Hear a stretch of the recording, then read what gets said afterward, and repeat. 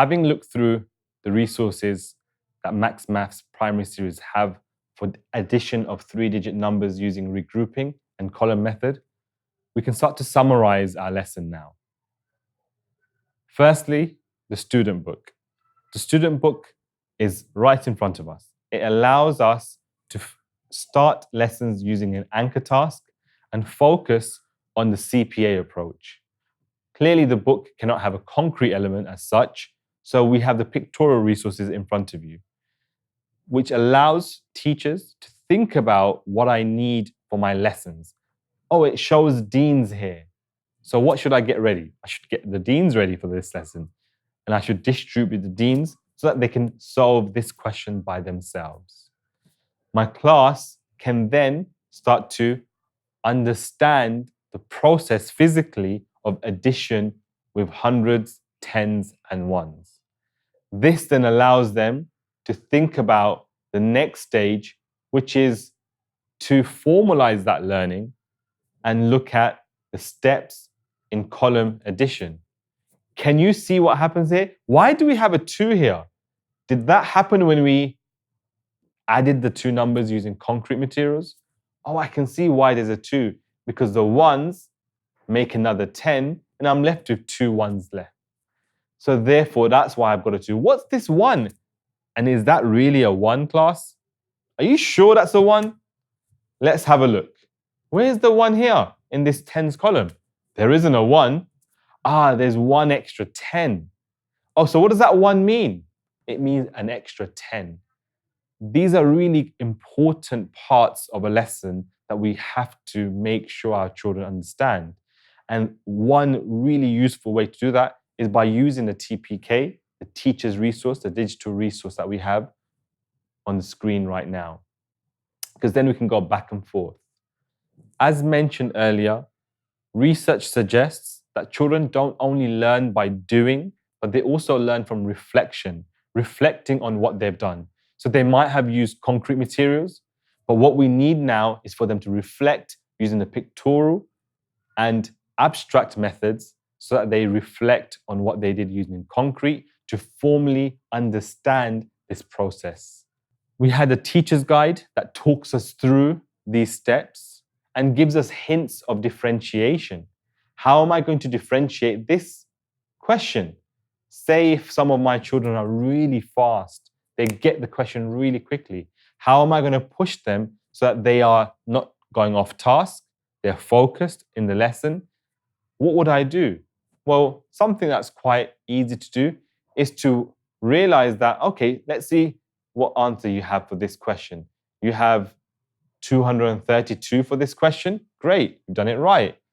Is there any other way that I can add 2 numbers, maybe a 3-digit number and a 2-digit number to make 232? Is that possible? Can you find as many different ways as possible? Can you write them all down for me? Can you see if there's a pattern? There's plenty of ways that you can use this anchor task just to change the question so that the lesson is differentiated and the task is differentiated. And those who are flying ahead of this, they've got plenty to think about and do and investigate so that they are not just thinking to themselves, I've done the work, I've nothing to do. As a teacher, my responsibility is to make sure I have enough understanding of this question to be able to differentiate it so that when they're done with this, they have something else to do. The CPA approach is there to support not only the children that might be finding the lesson a bit more challenging, they have concrete materials to support them, but also for those hires, a lot of your hires might not be able to make these statements. 7 ones and 5 ones is 12 ones. Regroup 12 ones into 1 10 and 2 ones. Key word here is regroup. The visual representations, concrete and pictorial, allow us to understand regrouping.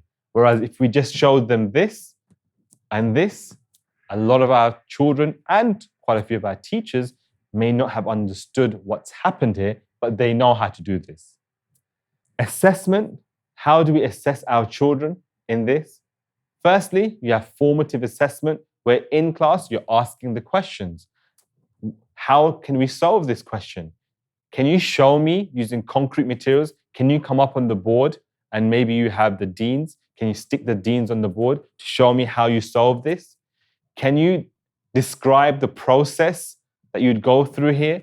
Can you write an explanation each step? Can you write a report for the year below to explain to them how to add these two numbers using column addition? These are great ways to assess whether they have understood how to do this. And then, how else can we do this? In our Let's Learn section,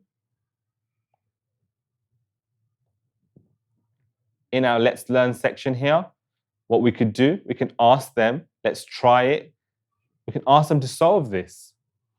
Now, if they've done that in their books or on a mini whiteboard, we can assess them by asking them, what have you got for question 1? Or we can ask them to swap their mini whiteboards and ask them to assess each other, which is called peer assessment. And when they give an answer, we tell them if it's right or wrong. One mistake teachers make here is that we give them the answer and ask them to mark. That would be wrong, because then we have no idea if anyone in this class has got it right, because we're the ones that have given the answers.